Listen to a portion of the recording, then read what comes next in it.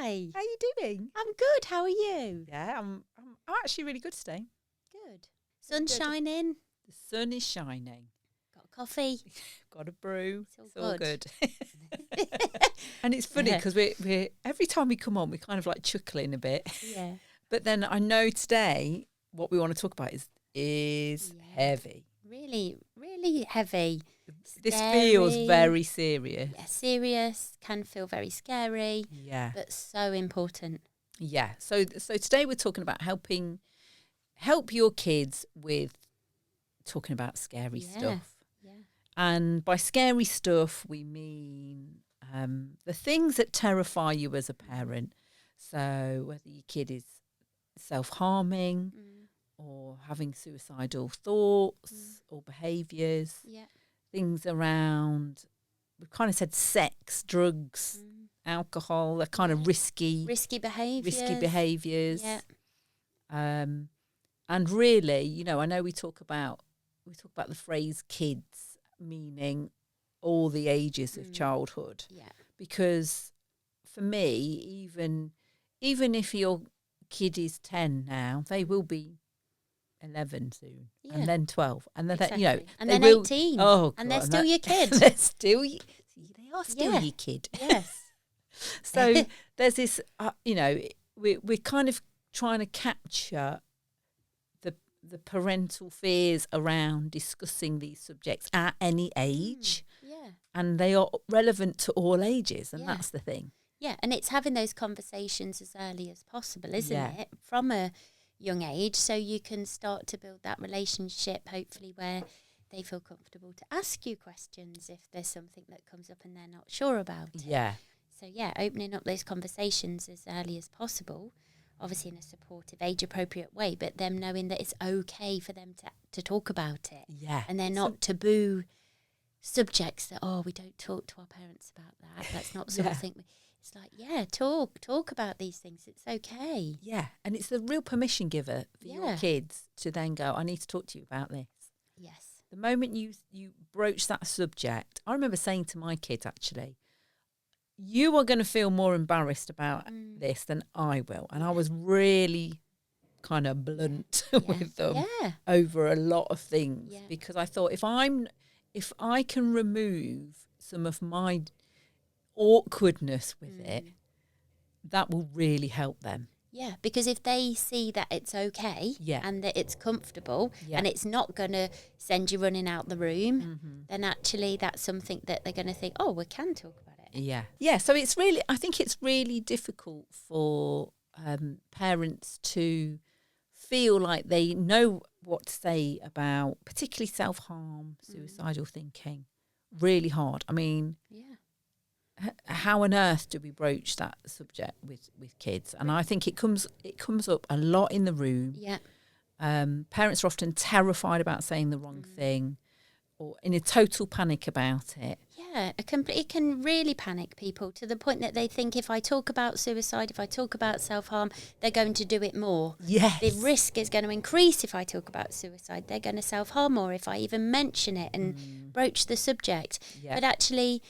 It doesn't. In our experience, working with families, working with kids, working with parents, it actually means that people can feel supported, that they can build healthy coping strategies, and that they can navigate it together rather than them feeling alone, which is often the difficulty, isn't it? They feel like that's their go-to because they don't have that team around them or they don't have that support network. Yeah, that's exactly that, isn't it? That's the whole thing. If you can just learn as a parent how to have those conversations, your kid will immediately feel less alone. No matter how clunky it feels for you, how awkward it can feel, how you don't know what to say, and all our own fears can get in the way. Like you say, we go, I don't want to talk about that because then they'll do it. Well, and that's not, we know that's not the case. And actually it just gives that child permission to say, I'm feeling like this. And the moment they see that you can handle it, that's all they need to see. Yeah. They need to see that it's acceptable to talk about it. Yeah. And that you're still going to be there for them. Because with anything like self-harm or suicidal thoughts, there can be a lot of shame. Yeah. Can't they? Children can feel guilty. They can feel like, I shouldn't be doing this. I shouldn't feel like this. But actually, as a parent, it might scare you, but being there and saying, it's okay, I'm here for you. We'll work this out together. Yeah. That's such a powerful thing, isn't it? Yeah. And also, one of the things we want to touch on is making sure that as a parent, you're getting enough support in order to have those conversations. Of course. So it's okay to be terrified. It is okay to be terrified. And that's why, sometimes, again, normalising that these things are scary as a starting point, and owning, again, like we've said before, it's okay to say to your kids, I don't actually know how to have this conversation. Yeah. I want to talk to you about this, but I'm struggling to know how to put it into words. It's okay. It's okay to be vulnerable. It's okay to not have all the answers and be the expert. I think particularly if we touch upon like self-harm, so that's kind of like any self-inflicted injury, they can range from loads and loads of different behaviours. So many. I mean, God, if we had to try and list them, it can mean any way of inflicting pain or cutting or withdrawal of something or excess of something. Yeah. Anything that means that they're causing harm to themselves physically. Yeah. And as a parent, you kind of want to wade in and go, please don't do that. Yeah.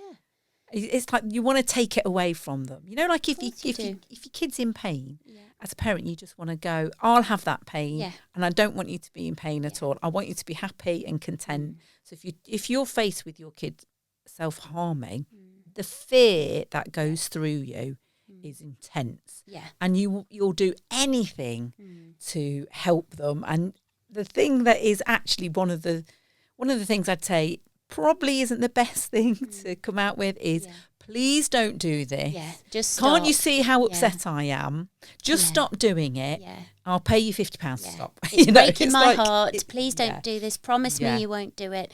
Because actually it is a coping strategy, isn't it? It might not be one we like. No, it might be one we just want to remove completely. But unless somebody has got an alternative coping strategy, even as adults, we'll all go to our kind of default coping strategies, whether that's having a glass of wine or doing whatever we do.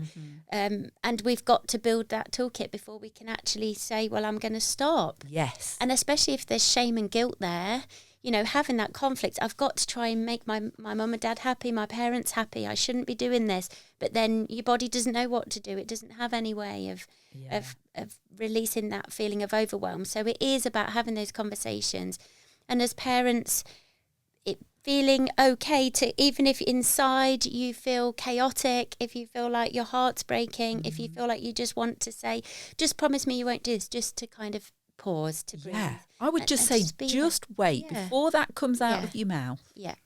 Just wait. Yeah, just breathe. Because what, in my understanding and my experience of seeing this happen over and over again, is the moment you're saying, I really don't want you to do that, you know what, they'll just hide it. Yeah. They'll carry on doing it and then you're just going to hide it. Exactly. And you want them, if they are doing anything like that, you want to have that conversation about doing things safely. Yes, which can be the weirdest thing for someone to tell you. So weird. The conversations I've had over the years with numerous people who are saying, child's self-harming, and I'm like, you've got to be quite pragmatic about this. Yeah. Are they keeping it clean? Yeah. Will they come and tell you if it gets infected? Have they got and even these words, sounds awful. Have they got a clean kit? Yeah. Is whatever they're using sterilised? And just the look of horror of it's like you're giving them permission. But you're not. You're just going, they're going to do it anyway. Yeah. So you need to make sure they're safe. You do. And at the same time, work on other strategies. Yeah. So they can build What else can we do? Yeah. So if we're saying if that's strategy, let's put that as strategy number 10. And then we're going to come up with 9 other ways of how we're going to deal with how we're feeling. Yeah. But if you are going to do number 10, you need to be need to do safe. You need to be hygienic. It can feel the weirdest thing to have to talk to your child like that. It could feel so alien, can't it? Because you're like, your heart's going, they can't do this. I need them to stop doing it. This is awful. And also the pressure of, well, what will people think? Yes. What will other people think if I'm letting them do it? What if people know that I'm having a conversation about, okay, well, I'm going to support you to do it, do it in a safe way. For you to tell me if there's any sign of infection or, if you're worried about it. That can feel it just feels totally at odds. Yeah. As a parent, to have that conversation can feel like that is, I just want to tell them to stop. Yeah. They just need to stop doing it.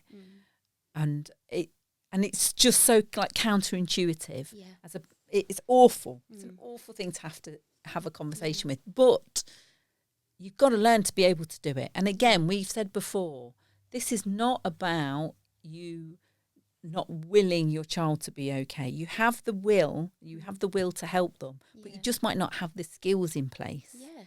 And you also might be feeling really anxious and out of your comfort zone yourself. And that's why the self-care of the parents and them having their support network and, feeling safe is such a vital part of it, isn't it? Yeah, yeah. It's a really difficult conversation. So come up with other ways, really, and do that in a collaborative way. I always think that's a really useful thing to sit down and go. And I like when we spoke about a couple of episodes ago, we talked about anxiety, and we're saying the best way to talk to your child about coping when they've got feelings of anxiety is to do it when they're feeling really calm. And that's the same thing with self-harm. It is. Do it when they are sat, calm. Like we've said in the last episode, put your phone down, Be present. Be very present, no kind of pressure. A really good time to have a conversation with your kid about something difficult is like if you're just out for a walk or you're just side by side. Side by side. Not this kind of face to face. Yeah, because that can feel quite intimidating, can't it? Yeah, really. Feel like a telling off. Yeah, and when you're faced directly with someone, and if there's something that feels shameful, that it can really get that going a bit more. Yeah, and sometimes it's just having those conversations with your kids about, well, what was happening before they kind of resulted in that, because it might be that they were feeling really overwhelmed and they didn't know what else to do, or again, in our experience, sometimes we are working with young people that maybe there's talk that that's what you do. That's the norm. I saw it on social media. I heard so-and-so did it. So it's a bit like, oh, well, I thought that's what I did. So actually then having those conversations to say, well, actually, what about doing this? Yeah. What about trying this as an alternative before it may escalate into other things and it gets all confusing. Yeah. So have you got any things that are really good go-tos to try and encourage kids to do? What sort of things would you? Well, when we're working with families and young people, it will be, again, just trying to have a buffer. We'll use that term, have a buffer, take a moment. Because when you're in that state of anxiety, as we know, your thinking brain's not on. You're responding from your emotions. So just taking a moment, taking a few breaths if you can, but also having something to use in your hands. It could be having an elastic band, having a bracelet. It could be scribbling with a big pen and a big piece of paper. It could be screaming into a pillow, putting on some loud music, dancing around. Whatever it is. Yeah, it doesn't matter what it is, because it's just to release it, isn't it? It's that sense of, I need to let it out. And it's that sense of kind of that cathartic feeling that you get after, that you want to build that toolkit of strategies so that people can think, I'm going to try this first as a buffer and then see how I feel. I really love the idea of having a delay. So if you particularly with self-harm, if there's a way you can delay that, so that is literally the last resort, then use all the other toolkits to have that buffer zone. Absolutely. Try all the other ones first. Yes. And what we know about emotions is they pass. Yes. So they can feel so intense, can't they? Physically, mentally, all over your body. But what we know is if we can try and calm everything, settle the nervous system, they will pass. Yeah. And so what we may have responded to emotionally 5 minutes ago may be different now. So having a buffer, having a delay, taking a few moments. And that might be being on your own and doing that, or you might need to go and to your parent. You might need to go and to, speak to a friend. You might need to have somebody to actually support you in that, especially in the early days where you're trying to build this new toolkit. Yeah, and it's really difficult, that bit of going, you might need someone else to help you, support you through that. And equally, a part of our role as parents is to help your child help themselves. Yeah. So that balance is so tricky, isn't it? Because in a way, you don't want to be their only place that they can go to. But they need, in order to develop that, they need you to be that place. Then they kind of get to do it themselves. Yeah, and they get that confidence. And we were talking before about, it's having that team. So it's about getting school on board, getting other people on board, so they don't feel like they're on their own in those difficult moments. But building that toolkit safely, but also what we know about teenagers, the teenage brain, scientific research shows us that they are wired for risk-taking behaviour. And actually it's at a time where the common sense kind of brain reduces a bit. So it makes sense that there are going to be more kind of risk-taking kind of things coming out. But again, having that safety net, having people around them that they know, okay, I can go and ask this question, I can talk to them, I can just sit with them. It doesn't even have to be talking, does it? Sometimes, even if your child's older, like we said, they're still your kid. They might still need a hug. They might still just need to sit by you. Yeah. I think how does it differ for you, the kind of therapist hat and parent hat, I suppose, in terms of suicidal thinking? Because for me, there's a leap. Yeah.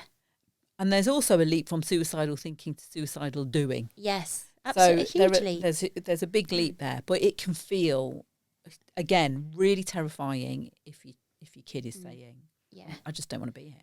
It can feel really scary. And one of the things, that I see is that when a parent does find out that their kid is self-harming, it will be, they're suicidal then. Yeah. They want to end their life. This is a sign to me that they don't want to be here. And actually... Yeah, and it's not. No, there is a huge gap. There's a huge gap. So they, kind of...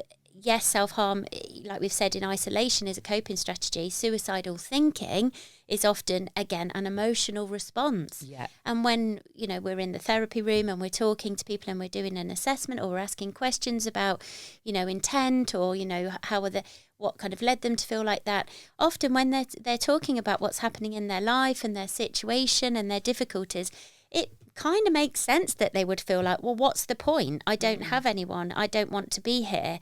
But when you do ask those questions and actually you have those conversations, it isn't necessarily that they want to die. Yes. And even using that word die can feel scary. Yeah. It can make your stomach churn. It can make your heart sink. But it often isn't actually that. Yes. It's just that they want the pain to end, that they want things to be better. Mm-hmm. And that's why then having those conversations opens up, well, let's get more people on your team so you don't have to deal with this on your own. Yeah. And it's a really lonely place when someone's really even thinking of, I don't want to be here, this is not for me, that kind of thinking. Yeah. And for me, there's a big leap between someone saying something like that and then someone saying, this is my plan. The minute it moves into a plan, I mean, I don't know about you, but that's when I'm like, okay. Yeah. We're stepping up again. Yeah. And it's a plan that sometimes really well thought out. Really well thought out. And often, people might not necessarily see that there's that deterioration because people will be kind of thinking, well, I've got a plan. I know what I want to do. And, and again, even this can feel very difficult to say that, often they may seem a bit happier. Oh, that's the most difficult thing, right? So difficult. And that can, when things sadly happen, people can be thinking, well, I never saw it. I didn't recognise it. I didn't see the signs. But when somebody has got that intent and they have made a plan, often you see that actually they feel happier and they seem happier. Yeah, they seem a bit more at peace. At peace. And that can be really difficult to talk about. Yeah, it's really tricky because obviously as a parent, you're looking for signs of like withdrawal and no communication and distance. You're looking for all of that. And then suddenly if someone starts behaving in a way where you're like, oh, they've whatever kind of fog they've been under, they've come out of it. Yeah. Like from one extreme to the other almost, isn't it? Yeah. And I think for us with the therapist hat on, one of the skills is going, you kind of go, when someone has been thinking this. Yeah. And then they're like, oh no, I'm all right now. But everything's fine. Yeah, I feel much better. Yeah. That's for me. Yeah. That's when I go, oh God, this is right. What do you mean everything's better? Yeah. So it's really difficult to know how to gauge it. It is, especially as parents, because the moment a child says to you, I don't want to be here, I wish I was dead, I don't want to be alive anymore, your whole body's going to that place of, oh my goodness, I need to take them to A&E, I need to get them help now, emergency. Alarm bells are ringing. Yeah. And you can't bear the thought of your child who you've given birth to, or you love so dearly is experiencing these things. Yeah. It's an awful place it's something that it's just the most awful thing to face, isn't it? So one of the things that I have at home is a list on the fridge of crisis helplines. Because, as a therapist, you need to know them anyway. Yeah. But as a therapist mum, I'm not going to get it right. No. So we always say this, don't we? Just because you're a therapist and you talk about this stuff, it doesn't mean we are this perfect parent who can fix everything and, remove any emotional distress. Yeah, not at all. Not in a million years. So I kind of made a conscious decision a while back to go, you know what? Just because I'm a therapist doesn't mean my child will come and talk to me. And actually, as a family, I want to kind of normalise that there is something there on the fridge. If you need to speak to someone about something that's happening to you, there are numbers right there. Have a look at them. So as much as we've got like photos and random stuff on the fridge, it's there also on got it. Some helplines. Yeah, and I think I would really encourage parents to go, look, you might not want to talk to me because I'm your parent. Yeah. And that can be extra difficult. But if you need to speak to someone, there's lots of numbers on the fridge, and I won't know that you've called them. No, it's confidential. Yeah. And again, some of those can be online, can't they? Some of those young people's support services can be online. It could be text. It could be, so it feels a bit safer. Yeah. But as well as the helplines, it's also good to normalise, if your own children are struggling, it's okay to say, well, I feel like I might not be able to help you, but we can maybe get you some support. We could look into seeing if there's somebody you can go and see, somebody you could chat to at school or a counsellor. Just normalising that it's okay to seek support through someone outside of the house. Totally. Yeah. And as you would seek support if you needed antibiotics, if you needed some sort of treatment for physical illness, it's exactly the same thing. So there is something around just normalising that people need help at different times. Yeah. And also, if you're faced with a child that's one of your kids is in crisis, it's so tricky sometimes to operate your phone. Yeah. So if you've got numbers there where you're like, please ring the Samaritans, or please ring crisis line, or please ring there. You've got them there. So I would really encourage all parents to literally print one out and stick it on the fridge, as much as you would do a photo of you and the kids. 100%. Because that's why we put them on our website. Whenever we're working with families, we'll say, go to our website, have a look, speak to, the Young Minds Parent Helpline can be great. So many people I know have used that, and they're just, just to feel heard, just to feel that you're not on your own, to have some strategies, to have some ideas, to have those conversation starters. Yeah, and even as parents know that you're not by yourself as well. Absolutely. That's a huge thing. Yeah. I want to just touch on, I know we've only got a few minutes left, so I just want to touch on the idea of the kind of risky behaviours. Yeah. And you've already mentioned that particularly as teens, the brains are kind of wired to seek out risk. They are. As much as we want to protect them from everything. Yeah. It's again normalising that this is going to happen to you as a teenager. They have that funny age where they're not that's like tweens. Yeah. They're not quite teenagers yet. It's a really good time to have a conversation then, to go, when you start being a teenager, I'm going to kind of lose you a bit. Yeah. You're going to think I'm probably the worst person in the world. You're going to leave the room as I walk in. Yeah. You'll think I don't understand. I don't get anything. Yeah. And just say you will seek out this thing. You will seek out risky behaviours. Yeah. This is normal. I won't know how to talk to you about all of this, and that's okay as well. And, again, normalising as parents that conversation of going, I really want to talk to you about sex, but I don't know how to do this, and I feel a bit awkward talking to you about it. And it's also, again, going back to that thought of just because you talk about it, it doesn't mean they're going to go and do it. Yes. Because that, again, creeps in, doesn't it? Well, if I talk about sex, if I let them have that sex education, if I have these conversations. If I talk to them about consent, oh my gosh, they're going to be, It's going to plant that seed that they're going to go out there next week and they're going to be, seeking it. And actually, no, it's about... And also, I think, normalising with your kids that if they're ever in a difficult situation or a risky situation and they don't feel safe, that they can just send you a text and you're not going to ask them any questions about it. And they can just... You're going to pick them up and you're going to bring them home, and it's up to them whether they talk to you. That is honestly, that conversation saying, if ever you need, you just let me know and I will. Yeah. And I'm not going to tell you off, not going to shame you. Yeah. It's just, I'm going to look after you. Yeah. Yeah. And again, I think that's like the most important thing that parents can do is just give that permission, give it to reach out to you when they need you. Yeah. And say it's not a judgment thing. It will just be, let's get you some help. Yeah, and I'm here for you. It's all about feeling I'm here. Yeah, yeah. Okay, I think that's our time. Yeah. I'm getting a bit hungry. I can hear my stomach rumbling. I'm hoping it's not been picked up on the recording. If it has, that's because I need a snack. So I'm going to... We all need snacks. We all need self-care snacks. Cup of tea. Cup of tea. Let's grab a biscuit. Yeah. All right. Yeah. See you soon. See you soon.